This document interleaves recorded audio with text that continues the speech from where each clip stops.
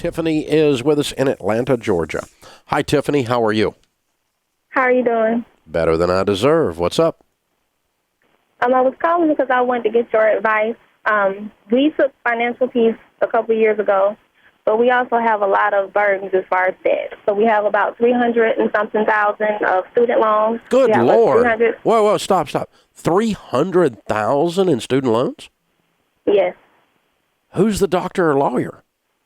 Nobody's a doctor or lawyer, just a lot of expensive schools. What are your degrees in, honey? Business and leadership. Oh, my Lord. What is your household income? $140,000. Well, that's good news. Oh, my goodness. Overpaid for some degrees. Okay. Ouch. 300,000 in student loans, and what else? About 300,000 in the house. And about 60 between medical and cars and things like that. What do you owe on the cars? Like 15 on one, about 11 on another. Okay. All right. Well, I mean, you've got a very, very tight budget.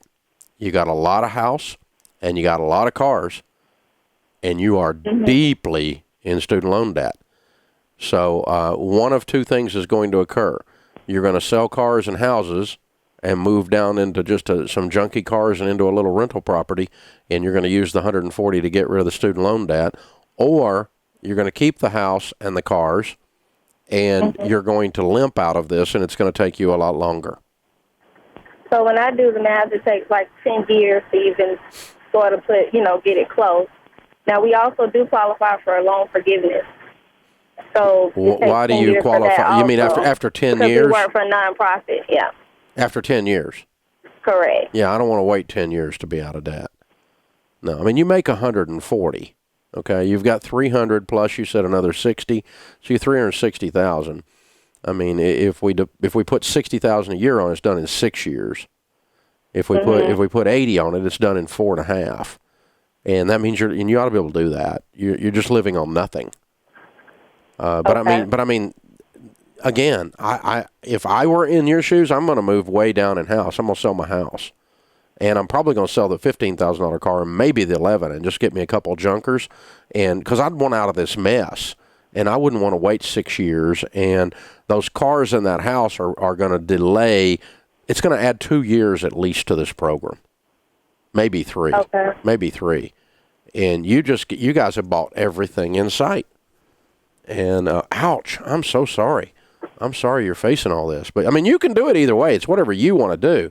But you're right. You're looking at 6 to 8 years if you stay in the house, and you're probably looking at a really tough 3.5 or 4 if you don't stay in the house. What's the trajectory of your career look like income-wise? Are you seeing incomes increase pretty dramatically or just slightly? They increase as you change jobs, like for different companies. So typically, yeah, like about another 20,000 probably would come in the next promotion or something like that. Okay. All right. So that's a pretty decent push. And so, if we project out 3 years, maybe we're not dealing with 140, maybe we're dealing with 180 or 190 at that point on income. And see, that starts to change the equation too. But you guys have really, I mean, you're broke. You're desperately broke. And you're going to have to start making some dramatic moves in cutting lifestyle and some dramatic moves in living on the cheap to clean this mess up. And, that's what you've got to do there. So thanks for the call. I wish I had better answers for you, but those numbers are just horrendous. Sorry you're facing that. One of the things you should get from this show, other than entertainment value, is you should be learning something.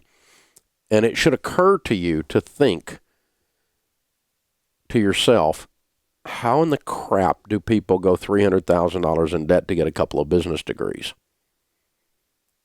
What has to be broken in the process they were using in order to let yourself do that? Okay? Well, let me tell you a couple things that are broken, potentially. I don't know what happened exactly there, But I'll tell you what what runs through my mind when I hear those kinds of numbers for a situation like that. Number one, people think getting a degree from a certain school is going to more likely ensure their success. There is no data, none, anywhere, that indicates that prestige schools create a higher success probability. That's just straight up BS. It's straight up BS. As a matter of fact, more CEOs of Fortune 500 companies graduated from public universities than from prestige universities. Wall Street Journal did a study about 2 years ago and published it, made everybody mad in that world. Now, I don't mind you going to a prestige school, but don't go $300,000 in debt to get 2 business degrees. That's stupid. Okay? And because it doesn't ROI. It just simply doesn't ROI. For God's sakes, it's a business degree. You ought to think about this, you know? And so I don't mind you going to Wharton. I don't mind you going to Harvard. I don't mind you going to Yale or Vanderbilt. I don't mind you going to those things as long as you can ride check and go, or they're paying for it. It's a free ride. But this idea you're going to go hundreds of thousands of dollars in debt because of where you went to school and that's going to ROI, there's no data to support your stupid set of assumptions there. None whatsoever. No research at all. You cannot find it on the planet. Now, there's some old boys sitting around, you know, sipping on something at the country club that'll tell you otherwise, but they got nothing to support it, I'll just tell you.